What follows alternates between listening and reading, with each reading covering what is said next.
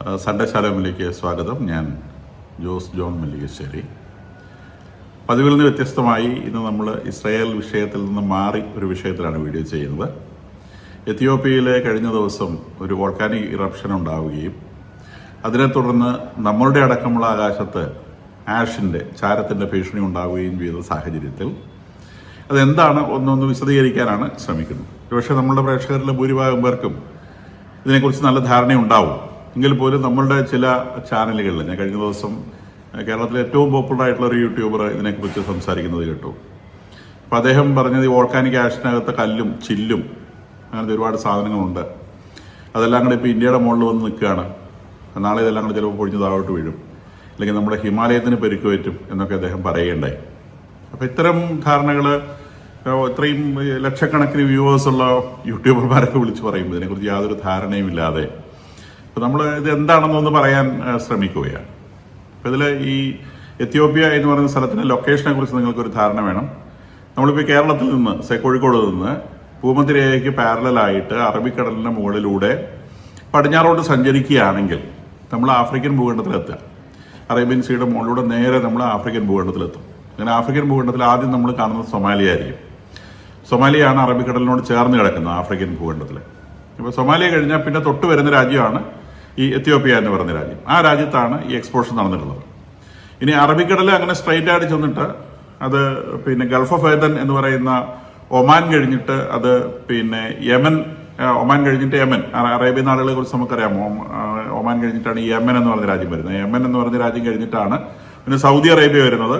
ഈ അറേബ്യൻ സീയിൽ വെച്ച് നോക്കുമ്പോൾ സൗദി അറേബ്യ വരുന്നത്. ഗൾഫ് നാടുകളിലേക്ക് കയറുന്ന ഗൾഫിനെ കുറിച്ചല്ല ഞാൻ പറയുന്നത്, റെഡ് സീയിലേക്ക് കയറുന്ന വഴിയെക്കുറിച്ചാണ്. അപ്പോൾ ഇത് ഒമാൻ കഴിഞ്ഞ് വീണ്ടും നമ്മൾ പടിഞ്ഞാറോട്ട് സഞ്ചരിക്കുമ്പോൾ യമന്റെ ഭാഗത്തേക്ക് എത്തുന്നു. അവിടെ എത്തുമ്പോൾ അത് ഉൾക്കടലായിട്ട് ഗൾഫ് ഓഫ് ആദൻ എന്ന പേരിൽ ഉൾക്കടലായിട്ട് അത് ചുരുങ്ങിയിട്ട് പിന്നീട് ഇസ്രായേലിന്റെ ഭാഗത്തേക്ക് അത് നീണ്ടുപോവാണ്. ഇസ്രായേലിന്റെ ഭാഗത്തേക്ക് നീണ്ടുപോകുമ്പം ആ റെഡ് സീ എന്നാണ് നമ്മൾ അതിനെ വിളിക്കുന്നത്. ഗൾഫ് ഓഫ് ആദൻ പിന്നീട് റെഡ് സീ ആയി മാറും. അപ്പോൾ റെഡ് സീ അവസാനം അത് പോയിട്ട് ഇസ്രായേലിൽ മുട്ടും. അപ്പോൾ അതിന്റെ റെഡ് സീയുടെ കിഴക്ക് ഭാഗത്തുള്ളത് സൗദി അറേബ്യയാണ്, ഇങ്ങേയറ്റത്തുള്ളത് യമനാണ്, പിന്നീട് ഒമാനാണ്. ഒമാൻ എത്തുമ്പോഴേക്കും ഈ ഗൾഫിലേക്ക് കിടക്കുന്ന നമ്മൾ പേർഷ്യൻ ഗൾഫ് എന്ന് പറയുന്ന ഗൾഫിലേക്കുള്ള ആ വിളിമ്പിലെത്തി. അറേബ്യൻ സീ ഇങ്ങനെ കുറേശ്ശെയായിട്ട് ഭൂഖണ്ഡത്തിലേക്ക് പല ഭാഗത്ത് കയറി കിടക്കുകയാണ്. അതിനാണ് നമ്മൾ ഉൾക്കടലുകൾ എന്ന് വിളിക്കുന്നത്. പേർഷ്യൻ ഗൾഫ് എന്ന് പറയുന്നത് ഉൾക്കടലാണ്. പേർഷ്യൻ ഗൾഫിന്റെ രണ്ട് ഭാഗത്തായിട്ട് അറേബ്യൻ നാടുകളെല്ലാം ഉള്ളത്. പേർഷ്യൻ ഗൾഫ് തുടങ്ങുന്ന കഴിഞ്ഞ് ആ റീജിയൻ കഴിഞ്ഞ് കുറച്ചുകൂടെ മുന്നോട്ട് പോകുമ്പോഴാണ് ഈ ഗൾഫ് ഓഫ് ആദനും പിന്നീട് റെഡ് സീയും ഒക്കെ വരുന്നത്. റെഡ് സീയുടെ ഒരു ഭാഗത്ത് ആഫ്രിക്കൻ രാജ്യങ്ങളാണ്, മറുഭാഗത്താണ് ഈ പറയുന്ന സൗദി അറേബ്യയും യമനും ഒക്കെ ഉള്ളത്. അപ്പൊ ആഫ്രിക്കൻ രാജ്യങ്ങളിൽ ഈ യമന്റെ ഏകദേശം ഓപ്പോസിറ്റ് ആയിട്ടാണ് എത്യോപ്യയുടെ വടക്കൻ പ്രദേശം എന്ന് അവസാനിക്കുന്നത് നമ്മൾ മനസ്സിലാക്കണം. സൊമാലിയാണ് ഈ കടലിനോട് ചേർന്ന് നിൽക്കുന്ന ഭാഗം, വീതി കുറഞ്ഞൊരു രാജ്യമാണ്. അപ്പൊ ഞാൻ ഭൂമിശാസ്ത്രം പറഞ്ഞു വന്നേ ഉള്ളൂ. എത്യോപ്യയിലാണ് ഈ വോൾക്കാനിക് ഇറപ്ഷൻ ഉണ്ടായത്. ഈ വോൾക്കാനിക് ഇറപ്ഷൻ എന്ന് പറയുമ്പോൾ ലാവ എന്ന് പറയുന്ന സാധനം പുറത്തേക്ക് വരുന്നൊക്കെ നമ്മൾ സ്കൂളിൽ പഠിച്ചിട്ടുണ്ട്. ഭൂമിയുടെ മുകളിൽ ഒരു ഓപ്പണിംഗ് ഉണ്ടാവുന്നു. ആ ഓപ്പണിങ്ങിലൂടെ ഭൂമിയുടെ കോറിലുള്ള, നമ്മുടെ ഭൂമി ഒരു ഗോളമാണ്, അതിന്റെ മുകൾഭാഗം സോളിഡ് ആണെങ്കിലും ഉള്ളിലേക്ക് പോയാൽ ഏറ്റവും ഉൾഭാഗത്ത് തിളച്ചു മറിയുന്ന ഒരു ലിക്വിഡ് ആണുള്ളത്. അത് പാറ, നമ്മളുടെ ഈ മുകളിൽ കാണുന്ന ഇതേ സാധനങ്ങൾ തന്നെ ഉള്ളിൽ ദ്രാവക രൂപത്തിലാണ്. അവിടുത്തെ ടെമ്പറേച്ചർ വലിയ ടെമ്പറേച്ചർ ആയതുകൊണ്ട് അത് ഉരുകിയാണ് നിൽക്കുന്നത്. ആ ഉരുകിയുള്ള സാധനങ്ങൾ ഭൂമിയിലെ ചില വിടവുകളിലൂടെ, സീസ്മിക് പ്ലേറ്റുകൾ എന്നൊക്കെ പറയുന്ന സാധനങ്ങളുടെ വിടവുകളിലൂടെ പുറത്തേക്ക് വരുന്ന പ്രോസസ്സിന്റെ പേരാണ് വോൾക്കാൻ. അപ്പം വോൾക്കാനിക് ഇറപ്ഷൻ ഉണ്ടാവുന്നു. അപ്പം ലാവ തെറിച്ച് പുറത്തേക്ക് വരും. അപ്പം ഈ ലാവ പുറത്തേക്ക് വരുമ്പോൾ ഈ ലാവയ്ക്കകത്ത് ധാരാളം വാതകങ്ങൾ ഇങ്ങനെ കുടുങ്ങി കിടക്കുന്നുണ്ടാവും. Sulphur dioxide, oxides of nitrogen, hydrogen sulphide, ഇതൊക്കെ ഉണ്ടാവും. അപ്പം ഇതിങ്ങനെ വലിയ ബബിൾസ് ആയിട്ട് നമ്മളിപ്പോൾ ഒരു കലത്തിൽ വെച്ച് വെള്ളം തിളപ്പിക്കുമ്പോൾ നമുക്ക് കാണാമല്ലോ താഴെ ബബിൾസ് ഫോം ചെയ്യുന്ന ബബിൾസ് അവിടെ വെള്ളത്തിന്റെ പ്രഷറിൽ ഇങ്ങനെ ചുരുങ്ങി നിൽക്കും. മേലോട്ട് വരുന്നതോ അവനിങ്ങനെ വലുതായി കലത്തിന്റെ മുകളിൽ വെള്ളത്തിന്റെ സർഫസ് ഒട്ടും അങ്ങ് പൊട്ടിത്തെറിക്കും എന്ന് പറയുന്നത് പോലെ ഈ താഴെ ഫോം ചെയ്യുന്ന ഈ ഏകദേശം ലാവ പുറത്തു വരുമ്പോൾ അതിനുണ്ടാകുന്ന ടെമ്പറേച്ചർ 1200 ഡിഗ്രിയാണ്. ആ ലാവ വരുന്ന കുഴിയിലേക്ക് നിങ്ങൾ താഴോട്ട് പോകുന്നതോറും അതിന്റെ ടെമ്പറേച്ചർ കൂടി അത് 5000-ഉം 10,000 ഒക്കെ എത്തും അങ്ങ് അടിയിലേക്ക് എത്തുമ്പോഴേക്കും. അപ്പൊ മേലോട്ട് വരുന്നതോടെ തണുത്ത് വരികയാണ്. അപ്പൊ തണുത്ത് ഭൂമിയുടെ പ്രതലത്തിലെത്തുമ്പോൾ ഏകദേശം 1200 ഡിഗ്രിയിലാണ് ഉണ്ടാവുക. ഈ 1200 ഡിഗ്രിയിലും ഇതിനകത്ത് ഈ വാതകങ്ങളുടെ ബലൂൺ പോലെയുള്ള കുമിളകൾ ഉണ്ടാവും. ഈ കുമിളകള് ഈ സർഫസ് എത്തുമ്പോൾ ഒറ്റ പൊട്ടുമ്പോഴത്തേക്ക് ഈ ലാവയുടെ കുറേ ഭാഗം കുഞ്ഞു തരികളായിട്ട് കണികളായിട്ട് അങ്ങ് തെറിക്കും. കുഞ്ഞു കണികളായിട്ട് തെറിക്കും. ആ ലാവയിൽ ശരിക്കുള്ളത് ഉരുകിയ മണ്ണാണ്. ഉരുകിയ മണ്ണെന്ന് പറയുമ്പോൾ അത് മെയിൻലി സിലിക്കൺ ഡയോക്സൈഡ് ആണ്. സിലിക്കൺ ഡയോക്സൈഡ് എന്ന് പറഞ്ഞാൽ മണൽ, നമ്മൾ അതിന്റെ ഏറ്റവും പ്യൂറസ്റ്റ് ഫോമാണ് മണൽ എന്ന് പറയുന്നത്. നമ്മൾ കടൽ തീരത്ത് കാണുന്ന മണലിനെയാണ്, അത് പ്യൂറസ്റ്റ് ഫോം സിലിക്കൺ ഡയോക്സൈഡ് ആണ്. അതിന്റെ മെൽറ്റിംഗ് പോയിന്റ് എന്ന് പറയുന്നത് ഏകദേശം 1700-2000 ഡിഗ്രി സെൽഷ്യസോളം വരും. ഇതിനകത്ത് ധാരാളം ഇമ്പ്യൂരിറ്റീസ് ഉണ്ട്, ഓക്സൈഡ്സ്, പൊട്ടാസ്യം, നൈട്രജൻ, ഇമാതിരിയുള്ള സാധനങ്ങളൊക്കെ ഉള്ളതുകൊണ്ട് ഡിപ്രഷൻ ഓഫ് ഫ്രീസിംഗ് പോയിന്റ് എന്ന് പറയുന്ന ഒരു പ്രോസസ്സ് ഉള്ളതുകൊണ്ട് അതിനെ കഴിഞ്ഞ് കുറേ കൂടി താഴ്ന്ന ടെമ്പറേച്ചറിൽ ഈ മണ്ണ് എന്ന് പറയുന്ന സാധനം ഉരുകും. ഒരു 800, 700, 600 മുതൽ ടെമ്പറേച്ചറുകൾ ഉരുകാൻ തുടങ്ങും. ഇങ്ങനെ ഉരുകി 1200 ഡിഗ്രി ആകുമ്പോൾ ഇതിങ്ങനെ ലിക്വിഡാണ്. ഈ ലിക്വിഡ്, ഈ കൊഴുത്ത ദ്രാവകം, ഇതിനകത്തുള്ള വാതകം ഠും അങ്ങ് പൊട്ടുന്ന സമയത്ത് കൊഴുത്ത ദ്രാവകമൊക്കെ നമ്മൾ തുമ്മുന്ന സമയത്ത് ഫ്രാഗ്മെന്റ്സ് ആയിട്ട് നമ്മളുടെ മൂക്കിൽ നിന്നൊക്കെ തെറിച്ച് പോകുന്നത് പോലെ അതങ്ങ് ഫ്രാഗ്മെന്റ്സ് ആയിട്ട് അങ്ങ് ചതുറും. അങ്ങനെ ടടാന്ന് തെറിയുമ്പോഴത്തേക്ക് അതാണ് ഈ പുകയായിട്ട് ഈ വോൾക്കാനോടെ മുകളിൽ ഇങ്ങനെ കാണുന്നത്. അപ്പൊ ഈ പറയുന്ന സാധനം മാത്രമല്ല, അതിന്റെ കൂടെ ഈ മേലോട്ട് വരുന്നവരും വെള്ളത്തിനുള്ള സാധ്യതയുണ്ട്. അപ്പം ഈ ഭൂമിയുടെ അടിയിൽ തന്നെ ലേക്സ് ഉള്ളത് നമുക്കറിയാം, അതുപോലെ വെള്ളത്തിന്റെ ചാനലുകൾ ഉള്ളത് നമുക്കറിയാം, വലിയ വാട്ടർ റിസർവ്സ് ഒക്കെ ഉണ്ട് ഭൂമിയുടെ അടിയിൽ. അപ്പൊ ചിലപ്പോൾ ഈ വോൾക്കാനിക് ഇറപ്ഷൻ വരുന്നത് ഒരു വാട്ടർ റിസർവിന്റെ അടുത്ത് കൂടിയാണെങ്കിൽ ഈ വെള്ളം ഇതുകൊണ്ടങ്ങ് നീരാവിയാവും. 100 ഡിഗ്രിയിൽ വെള്ളം നീരാവിയാവും നമുക്കറിയാം. അപ്പൊ ഈ 100 ഡിഗ്രിയിലുള്ള നീരാവി അത് വാതകമാണ്. അപ്പൊ അതും കൂടി ഇതിന്റെ കൂടെ പുറത്തേക്ക് ഞാൻ നേരത്തെ പറഞ്ഞ ബലൂണിന്റെ ഫോമിൽ വരും, അതും പൊട്ടിത്തെറിക്കും. അപ്പൊ ഈ വോൾക്കാനിക് ഇറപ്ഷന്റെ മൗത്തിലേക്ക് നിങ്ങൾ നോക്കിയാൽ ഒരുപാട് പൊട്ടിത്തെറികളാണ് കാണാം. ഈ പൊട്ടിത്തെറിയുടെ ഭാഗമായിട്ട് ഇങ്ങനെ വളരെ ചെറിയ 2 മില്ലിമീറ്റർ താഴെ സൈസുള്ള ഈ സിലിക്കൺ ഡയോക്സൈഡിന്റെ അല്ലെ മണ്ണിന്റെ തരികൾ ഫോം ചെയ്യും. ഈ തരികൾ ഈ ടെമ്പറേച്ചറുമായി ബന്ധപ്പെട്ട് ഇത് മേലോട്ട് ഇങ്ങനെ ഉയർന്നങ്ങ് പോകും. കാരണം ടെമ്പറേച്ചർ 1200 ഡിഗ്രിയാണ്. വളരെ പെട്ടെന്ന് ഒരു ഫണലിന്റെ രൂപത്തില് വേറങ്ങ് ചൂട് പിടിക്കുകയും ആ ചൂട് പിടിച്ച വഴിയിലൂടെ ഈ ഫോം ചെയ്ത സാധനം മേലോട്ട് പോവുകയും ചെയ്യും. അപ്പൊ നമ്മൾ സാധാരണ കാണുന്ന ഒരു പുകയല്ല അത്. സാധാരണ നമ്മൾ തീ കത്തിക്കുമ്പോൾ ഉണ്ടാകുന്ന പുകയെന്ന് പറഞ്ഞാൽ അതിനകത്തുള്ളത് അൺബേൺഡ് കാർബണും കൂടാതെ വാട്ടർ വേപ്പറുമാണ്. വാട്ടർ വേപ്പർ അൺബേൺഡ് കാർബണാണ് സാധാരണ പുകയെന്ന് പറയുന്നത്. ഇതിനകത്തുള്ളത് മുഴുവൻ ആഷ് എന്ന് വിളിക്കാവുന്ന, ചാരം എന്ന് വിളിക്കാവുന്ന തരത്തില് ചെറിയ പാർട്ടിക്കിൾസ് ആണ്. ആ പാർട്ടിക്കിൾസിനകത്ത് കൂടുതലും ഉള്ളത് സിലിക്കൺ ഡയോക്സൈഡ് ആണ്. അപ്പൊ ഇത് മേലോട്ട് ഉയർന്ന് ഏകദേശം 10 കിലോമീറ്റർ, 15 കിലോമീറ്റർ, 20 കിലോമീറ്റർ, 45 കിലോമീറ്റർ വരെ ഹൈറ്റിലേക്ക് ഇത് പോകുന്നു അറ്റ്മോസ്ഫിയറിൽ. അപ്പൊ സാധാരണ ഇതിന് ഏറ്റവും വലിയൊരു കോൺസെൻട്രേഷൻ ഉണ്ടാവാൻ സാധ്യതയുള്ളത് 15 മുതൽ 25 കിലോമീറ്റർ വരെയുള്ള ഹൈറ്റിലാണ്. അപ്പൊ അവിടെ എത്തുന്ന സമയത്ത് അറ്റ്മോസ്ഫിയറിലെ ടെമ്പറേച്ചർ ഗ്രേഡിയന്റ് അനുസരിച്ച് ഈ കാറ്റുകൾ വിവിധ ദിശകളിലേക്ക് സഞ്ചരിച്ചുകൊണ്ടേയിരിക്കുന്നുണ്ട്. ഇതാണ് അതിനകത്ത് ഏറ്റവും പ്രധാനപ്പെട്ട കാര്യം എന്ന് പറയുന്നതാണ് ഈ കാറ്റുകളുടെ ദിശ.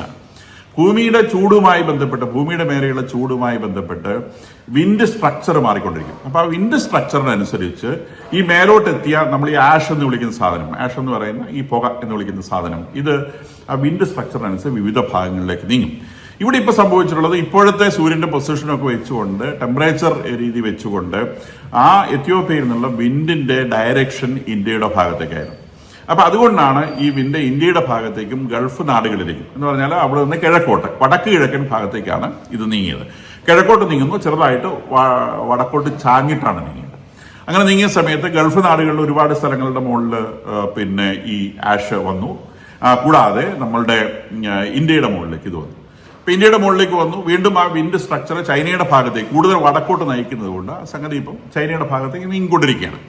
അപ്പൊ ഇത് എയർ ട്രാഫിക്കിനെ ബാധിക്കും, അല്ലെങ്കിൽ വിമാനങ്ങളെ ബാധിക്കും. എങ്ങനെ?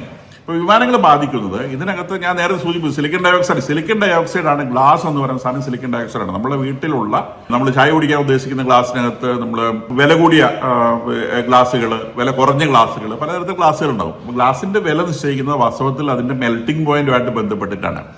ഈ സിലിക്കൺ ഡയോക്സൈഡിനകത്ത് സോഡിയത്തിന്റെയോ പൊട്ടാസിന്റെയോ ഒക്കെ കാർബണേറ്റ്സ് ആഡ് ചെയ്യുന്ന സമയത്ത് അതിന്റെ മെൽറ്റിംഗ് പോയിന്റ് വല്ലാതെ അങ്ങ് കുറയും. അപ്പം ആ ആഡ് ചെയ്യുന്ന സാധനം ഏതാണോ, ഏത് ഓക്സൈഡാണോ ആഡ് ചെയ്യുന്നത്, ആ ഓക്സൈഡിനനുസരിച്ച് ഗ്ലാസിനൊരു നിറവും വരും. അതൊക്കെ ഏകദേശം ഒരു 600 ഡിഗ്രിയിലൊക്കെ ഉരുകുന്ന ഗ്ലാസുകളാണ്. അത് മേലോട്ട് പോയി നമ്മൾ നല്ല ഓവൻ പ്രൂഫ് ആയിട്ട് ഗ്ലാസ് എന്ന് പറഞ്ഞു കഴിഞ്ഞാൽ ഏകദേശം 1200 ഡിഗ്രി, 1400 ഡിഗ്രി ഒക്കെ മെൽറ്റിംഗ് പോയിന്റ്. അതിനകത്ത് ഏകദേശം പ്യൂർ ആയിട്ടുള്ള സിലിക്കൺ ഡയോക്സൈഡ് ഉണ്ടാവുക. എന്ന് പറഞ്ഞാൽ മണൽ ഉരുക്കിയത് silicon dioxide. Purest form of silicon ഡയോക്സൈഡിനെ നമ്മൾ ക്വാർട്സ് എന്നാണ് വിളിക്കുന്നത്. ക്വാർട്സ് വളരെ ഹെവി ആയിട്ട് ഗ്ലാസ് ആണ്. ഇപ്പൊ എക്സ്പെരിമെന്റൽ പർപ്പസിനൊക്കെ വേണ്ടിയിട്ട് 1200 ഡിഗ്രി, 2300 ഡിഗ്രി ഒക്കെ പോകേണ്ട എക്സ്പെരിമെന്റ്സ് നമ്മളൊക്കെ റിസർച്ചിന്റെ ഭാഗമായിട്ടൊക്കെ ചെയ്യാറുണ്ട്. അപ്പൊ ആ സമയത്ത് ഗ്ലാസ് എക്യുപ്മെന്റ്സ് വേണമെങ്കിൽ ക്വാർട്സ് എന്ന് പറയുന്ന ഗ്ലാസിന്റെ ഫൈനസ്റ്റ് ഫോം ഉപയോഗിച്ച് അത് ചെയ്യാം. അപ്പൊ അതിന് വളരെ പ്രത്യേകതരത്തിലുള്ള ബ്രാൻഡുകളൊക്കെ ഉണ്ട്. കോണിംഗ് ഗ്ലാസ് എന്നൊക്കെ പറയുന്ന ഗ്ലാസുകളുണ്ട്. അപ്പൊ അത് നമ്മൾ പിന്നെ പാത്രം വാങ്ങിക്കാൻ പോകുന്ന കടയിൽ തന്നെ കാണാം ഓവൻ പ്രൂഫ് ആയിട്ടുള്ള വളരെ വില കൂടിയ വളരെ ട്രാൻസ്പാരന്റ് ആയിട്ടുള്ള ഗ്ലാസുകൾ. അത് എത്രത്തോളം ട്രാൻസ്പാരന്റ് ആണോ അതിനനുസരിച്ച് പ്യുവർ സിലിക്കൺ ഡയോക്സൈഡ് ആണ്. എന്ന് പറഞ്ഞാൽ ഈ ചെറിയ പാർട്ടിക്കിൾസ് പറഞ്ഞാൽ ഗ്ലാസിന്റെ പാർട്ടിക്കിൾസ് തന്നെയാണ്. അതിന്റെ സൈസ് 1-2 മില്ലിമീറ്ററിൽ താഴെയാണ്. അതാണ് ഈ ആഷ് എന്ന് പറയുന്ന ഈ ഒഴുകി വരുന്ന ഈ സാധനത്തിനകത്തുള്ളത്. അപ്പൊ അതിങ്ങനെ വിമാനം പോകുന്ന ആ ഒരു ഹൈറ്റിലാണ് പതുക്കെ പരന്ന് വരിക. അപ്പൊ ഇത് മേലോട്ടെത്തുന്ന സമയത്ത് ഒരു ക്ലൗഡായിട്ട് ഫോം ചെയ്യും. അതിനെ കൊളോയിഡൽ ഡിസ്പെർഷൻ എന്നാണ് സയന്റിഫിക് ഭാഷയിൽ പറയുക. അത് പലപ്പോഴും ആകാശത്തുള്ള മേഘങ്ങളുമായിട്ട് ക്ലബ് ചെയ്യും. ചെറിയ വെള്ളത്തിന്റെ പാർട്ടിക്കിൾസ് ആയിട്ട് ക്ലബ് ചെയ്യും. അങ്ങനെ ക്ലബ് ചെയ്ത് ഇതിങ്ങനെ സഞ്ചരിച്ച് ഓരോ വഴിക്ക് പോകും. അപ്പോൾ വിമാനം സഞ്ചരിക്കുന്ന സമയത്ത് വിമാനത്തിന്റെ ടർബൈനുകൾക്കുള്ളിൽ, അതായത് എഞ്ചിൻ അകത്ത് ഫ്യൂല് കത്താൻ വേണ്ടി അതിശക്തമായിട്ട് വായുവിനെ നിങ്ങൾ വലിച്ചെടുക്കും, ഓക്സിജൻ ആവശ്യമുള്ളതുകൊണ്ട്. അപ്പം മുകളിൽ ഓക്സിജൻ കോൺസെൻട്രേഷൻ കുറവാണ്, അപ്പൊ കൂടുതൽ എയർ വേണ്ടി വരും. അതിശക്തമായിട്ടാണ് വിമാനത്തിന്റെ ടർബൈൻസ് ഇതിന്റെ ഉള്ളിലേക്ക് എയറിനെ വലിച്ചെടുക്കുന്നത്. എയറിനെ വലിച്ചെടുത്ത് അത് പിന്നെ അതിന്റെ ഗ്യാസോലിനുമായിട്ട് മിക്സ് ചെയ്തിട്ട് അത് കത്തിയിട്ടാണല്ലോ വിമാനം പറക്കുന്നത്. അപ്പൊ ഈ വലിച്ചെടുക്കുന്ന എയറിനകത്ത് ഈ പാർട്ടിക്കിൾസ്, സിലിക്കൺ ഡയോക്സൈഡിന്റെ പാർട്ടിക്കിൾസ് ഉണ്ടെങ്കിൽ ആ എഞ്ചിനകത്തുള്ള ടെമ്പറേച്ചർ പലപ്പോഴും 2000 ഡിഗ്രിയുടെ റേഞ്ചിലേക്ക് വരുന്ന ഒരു ടെമ്പറേച്ചറാണ്. ആ ടെമ്പറേച്ചറിൽ ഈ സിലിക്കൺ ഡയോക്സൈഡ് ക്ലീൻ ആയിട്ടങ്ങ് മെൽറ്റ് ചെയ്തിട്ട് എഞ്ചിന്റെ വിവിധ പാർട്ടുകൾ അത് പറ്റിപ്പിടിച്ചു കഴിഞ്ഞാൽ എഞ്ചിൻ വർക്ക് ചെയ്യാതായി പോകും. എന്ന് പറഞ്ഞാൽ വിമാനത്തിന്റെ എഞ്ചിൻ നിന്ന് പോകും. ഈ പുകയുടെ ഉള്ളിൽ ശരിക്കും ഈ ആഷിനകത്ത് കയറി കഴിഞ്ഞാൽ വിമാനത്തിന്റെ എഞ്ചിൻ നിന്ന് പോകും എന്നുള്ളതാണ് ഇതിന്റെ ഒന്നാമത്തെ ഭീഷണി എന്ന് പറയുന്നത്. രണ്ടാമത് ഈ ഫൈനസ്റ്റ് പാർട്ടിക്കിൾസ് തട്ടി അതിന്റെ പെയിന്റിനൊക്കെ ഇടവരും. മൂന്നാമത് അതിന്റെ ഗ്ലാസ്സിൽ, വിൻഡ് സ്ക്രീനിൽ അത് ഡെപ്പോസിറ്റ് ചെയ്ത് കഴിഞ്ഞാൽ കാഴ്ച മറയും. ഇങ്ങനത്തെ പ്രശ്നങ്ങളൊക്കെ ഉണ്ട്. എന്നാലും പ്രധാനമായിട്ടും അത് എഞ്ചിനകത്ത് കടന്നിട്ട് എഞ്ചിന് കേടുവരുത്തും എന്നുള്ളതാണ്. കൂടാതെ ഇതിനകത്ത് sulphur dioxide, hydrogen sulphide മുതലായ സാധനങ്ങളൊക്കെ ഉണ്ടാവാനുള്ള സാധ്യതയുണ്ട്. ഹൈലി കൊറോസീവ് ആണ്. അതൊക്കെ അകത്ത് കിടന്നു കഴിഞ്ഞാൽ എഞ്ചിന്റെ പാർട്സ് മുഴുവൻ തുരുമ്പ് പിടിച്ച് നശിച്ചു പോകുന്ന സാഹചര്യമൊക്കെ ഉണ്ടാകും. അപ്പൊ അതുകൊണ്ടാണ് ഈ വോൾക്കാനിക് ആഷ് വരുന്ന സമയത്ത് വിമാനങ്ങളൊക്കെ ഡൗൺ ചെയ്യുന്നത്, ഒന്നും പറക്കാതെ.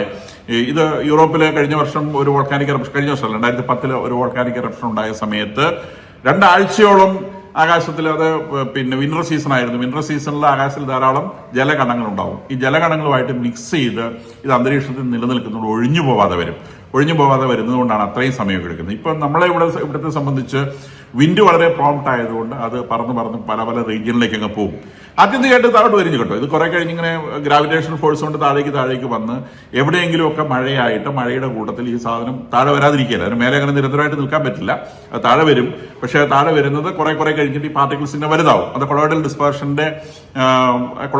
എന്ന് പറയുന്ന ആ ഒരു സാധനത്തിന്റെ, ഒരു ഫിസിക്കൽ ഫോമിന്റെ തിയറിയുമായി ബന്ധപ്പെട്ടതാണ്. കുറച്ച് കഴിയുമ്പോൾ ഇതിന്റെ പാർട്ടിക്കിൾസ് കുറച്ച് വലുതാവും, അങ്ങോട്ട് കൊണ്ട് കൊയലൈസ് ചെയ്തിട്ട് ഒട്ടിപ്പിടിച്ചിട്ട്. പാർട്ടിക്കിൾസ് വലുതാവുന്നതിനനുസരിച്ച് അത് അറ്റ്മോസ്ഫിയറിൽ താഴോട്ട് വരും.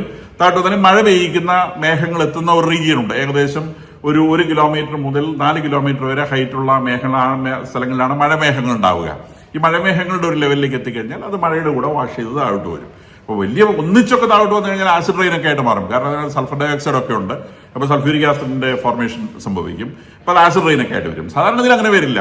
ഇത് ഉയർന്ന ഈ ഒരു 15,000 അടി എന്ന് പറഞ്ഞാൽ ഏകദേശം 15 കിലോമീറ്റർ മുതൽ മേലോട്ട് പോയി ഒരു 15 to 25 കിലോമീറ്ററിന്റെ ഇടയിലാണ് ഇത് സാധാരണ ഉണ്ടാവുന്നത്. ഇന്റർനാഷണൽ ഫ്ലൈറ്റുകളൊക്കെ പോകുന്ന ഒരു ഹൈറ്റ് അത് തന്നെയാണ്. കാരണം ഈ എയർ റെസിസ്റ്റൻസ് കുറയ്ക്കാൻ വേണ്ടി ഫ്ലൈറ്റുകൾ വളരെ ഉയരത്തിലാണ് പറപ്പിക്കുക. മേലോട്ട് പോകുന്നതോറും അറ്റ്മോസ്ഫിയർ തിന്നായി വരുമെന്ന് നമുക്കറിയാം. അപ്പോൾ തിന്നായി വരുന്നതിനനുസരിച്ച് എയർ റെസിസ്റ്റൻസ് കുറയും. അപ്പോൾ വളരെ കുറഞ്ഞ ഫ്യൂവൽ ചെലവിൽ, അല്ലെങ്കിൽ മാക്സിമം ഫ്യൂവൽ എഫിഷ്യൻസിയിൽ മാക്സിമം റെസിസ്റ്റൻസ് കുറച്ച് വിമാനങ്ങൾക്ക് വളരെ വേഗത്തിൽ പറന്നു പോകാൻ സാധിക്കും. അപ്പൊ അതുകൊണ്ട് ആ ഒരു ഉയരമാണ് അവർ മെയിൻറ്റെയിൻ ചെയ്യുക, ഇന്റർനാഷണൽ ഫ്ലൈറ്റുകൾ.